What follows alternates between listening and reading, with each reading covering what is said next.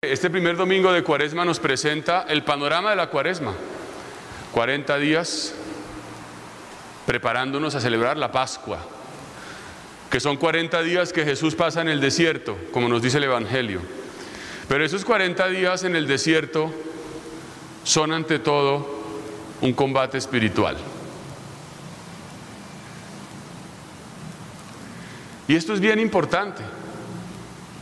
Vivimos en un mundo lleno de confrontaciones, de guerras. Ucrania, este país, que si el aborto, que si la política. Tenemos elecciones en 8 días. ¿Y cuáles son las armas del cristiano frente al mundo?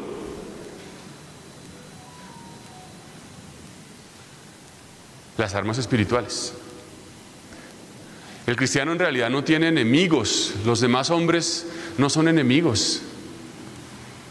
Hay un verdadero enemigo y es único y se llama Satanás. Ese es el enemigo, ese es el adversario.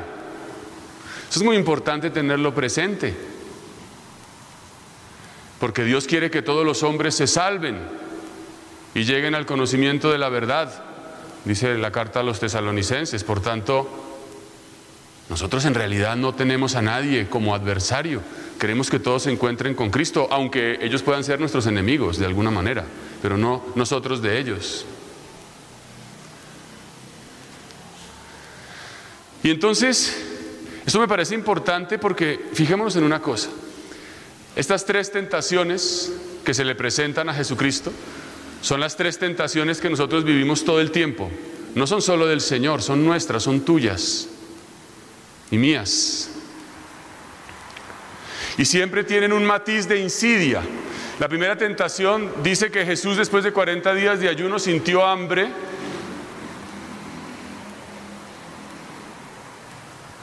Y no fue que a él se le ocurrió, ay, voy a convertir estas piedras en panes, pues como,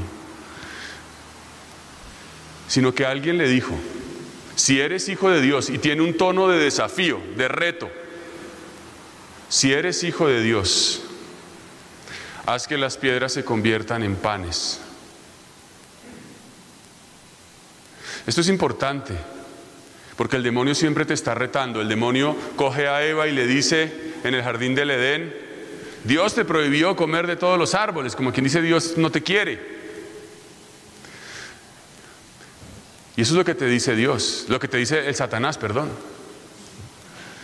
Si Dios te quisiera, ¿por qué estás fregado? ¿Por qué tienes cáncer? ¿Por qué tu hijo está en estos problemas? ¿Por qué no tienes plata? No. Si Dios te quiere, pues que se muestre. Te lo desafía. Te lo reta de una manera soberbia.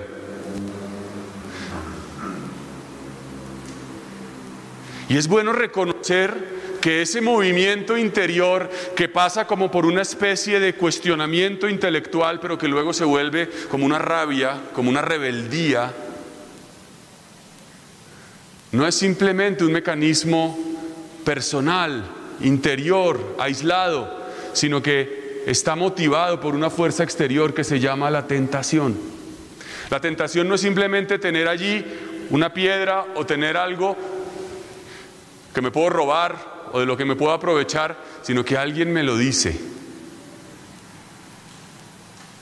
Esa primera tentación que nos dice que sin comer no se puede vivir, que todo lo que hagamos tiene que estar filtrado por un bienestar del vientre, del estómago. A mí me alegra saber que en esta comunidad hay mucha gente que en estos días está ayunando 40 días a pan y agua. Eso me parece un signo. No estoy diciendo que el que no ayune está mal, ¿no? Por Dios. Pero que sí es verdad que nos podemos desafiar esto. Me llamaba la atención la semana pasada, habíamos abierto el grupo de Telegram y creo que ya hay como 170 apuntados haciendo la experiencia. Es una experiencia, esto no es un desafío superhumanos, ni nada de eso. Es una experiencia. ¿Qué tal no vivir? ¿Se me cayó algo? Ay, gracias. Muchas gracias. ¿Qué tal no vivir del pan? La segunda tentación que aparece en Lucas, aunque en otros evangelios es la tercera, es la tentación de la idolatría. Esa tentación en concreto está, digamos, prevista en la primera lectura. La primera lectura Moisés nos recuerda cuál es, digamos, cuál es la fuerza del cristiano para no caer en la idolatría. ¿Saben cuál es? Es la oración. Pero ¿saben en qué consiste la oración? La oración entendida como una memoria. Yo subo y bajo y doy vueltas. Esa primera lectura dice: Moisés habló al pueblo diciendo, a la hora de ofrecer primicias, el sacerdote tomará las primicias y dirá, ¿cuál es la oración que dirá el sacerdote al ofrecer las primicias? Mi padre fue un arameo errante que bajó a Egipto y se estableció allí como emigrante con pocas personas, haciendo memoria de lo que Dios había hecho por los patriarcas. Miren, el demonio siempre nos hace ver la realidad tergiversada y nos hace temer al futuro y nos hace vivir del miedo. Por eso hoy, por ejemplo, tanta gente, yo veo a los jóvenes, no se quieren casar, no quieren tener hijos, no quieren ningún compromiso, solo quieren viajar, en general. O sea, no pensar en nada, en el fondo no sufrir, en el fondo huir. Bueno, yo no voy a decir que todo viaje sea huir, tómenmelo con una medida. Pero sí quiero decir, y me parece importante, que la oración es una memoria. Entonces, tengo miedo de enfermarme, tengo miedo de no tener plata, tengo miedo de que me humillen. Bueno, haz memoria hasta el día de hoy. ¿Te ha faltado qué comer? ¿Has tenido que ser sometido al escarnio y te han apedreado en la plaza pública en la humillación? ¿Sí me hago entender? Si miras al pasado y haces memoria como hace la Virgen María, te das cuenta de que Dios ha estado contigo, aunque hayas sufrido. Y te das cuenta entonces de que la insidia del Satanás hacia el futuro es una mentira.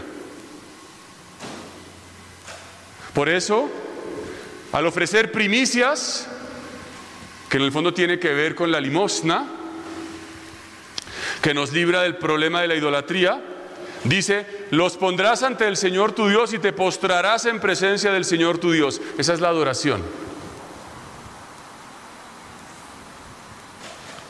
Eso es muy importante. Porque esa tentación, esa segunda tentación, Jesús es llevado a lo alto de un monte. Te daré todo esto si postrándote me adoras, si te pones de rodillas. Entonces, la adoración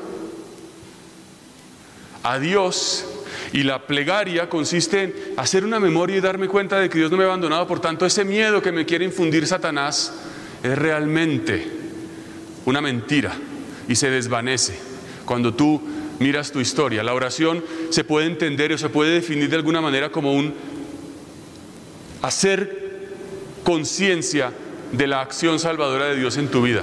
¿Cómo ha estado en tu vida? Cuando tú ves eso y lo ves claro, puedes decir, Dios no me ha abandonado, por tanto, no tengo miedo. Y esa adoración es un signo. Esto es bien importante también, hermanos. Es un signo. Es ponerse de rodillas, es un signo.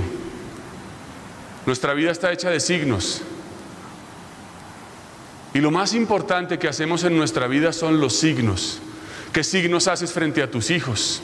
Frente a tu mujer, frente a tu marido, frente al... No, es que da lo mismo en este país tan corrupto, pues yo recibo plata, ¿eso qué? Si no, a usted no le dan el contrato.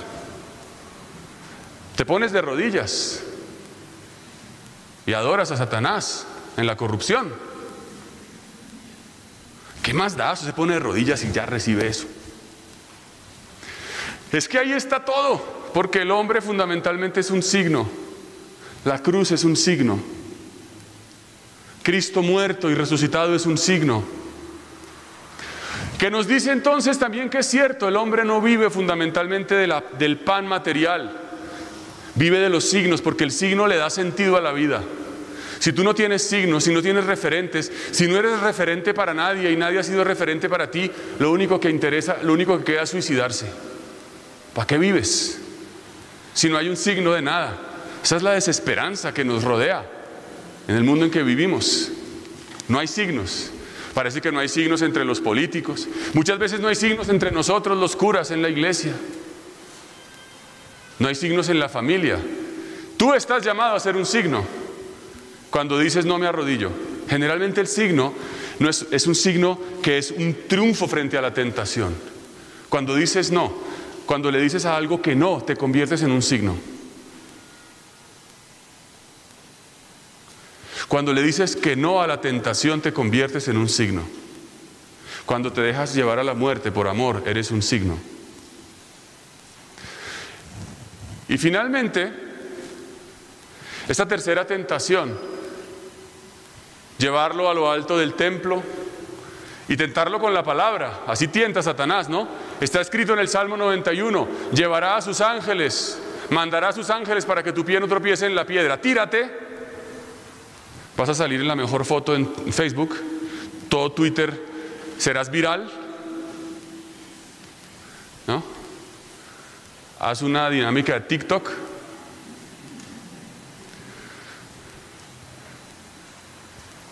Llama la atención y realmente huye de lo que realmente tienes que hacer, ¿no? Vive de la vanidad, vive del qué dirán, vive de impresionar. Es impresionante esto de las redes sociales, que tiene cosas muy buenas también, pero muchas veces no permite relaciones verdaderas, solo de wow, ¿no? Y entonces así no tienes que sufrir, no tienes que ir a morir, no tienes que ir a entregar la vida, porque solo con ser famoso todos te van a seguir.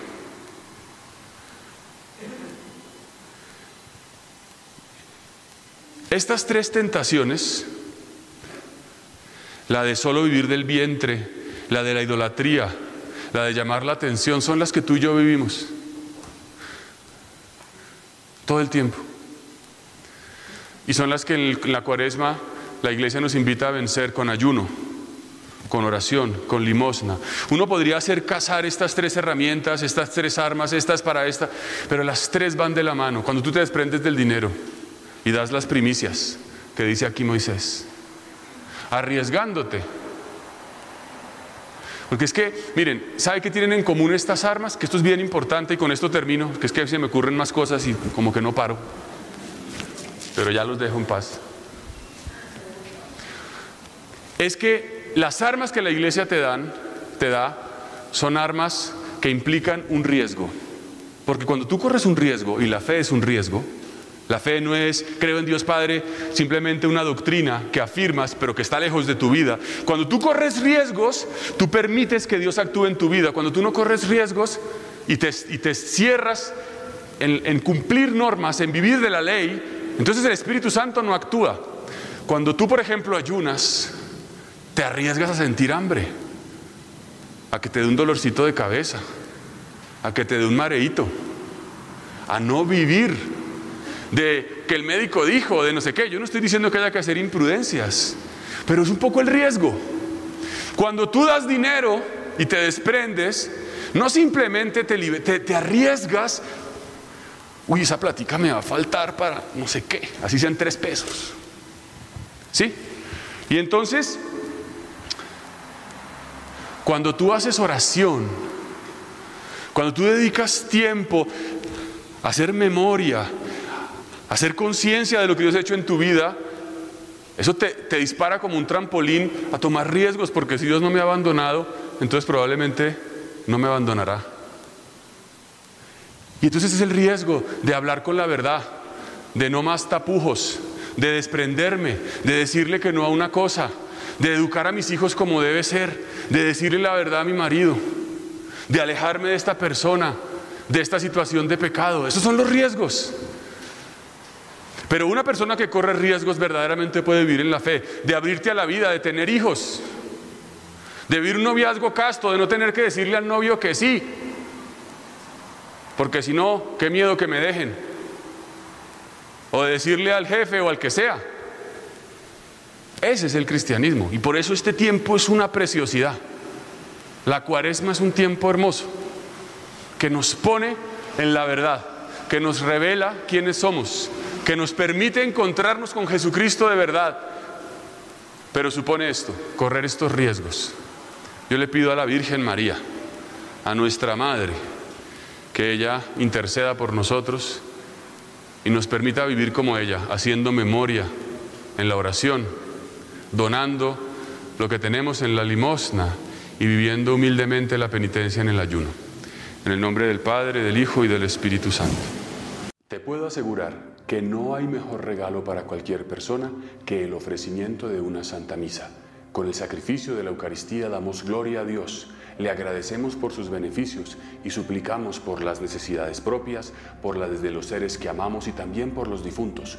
Todos estos beneficios con el ofrecimiento de una misa. Entérate de cómo puedes hacerlo visitando la página web de ACN.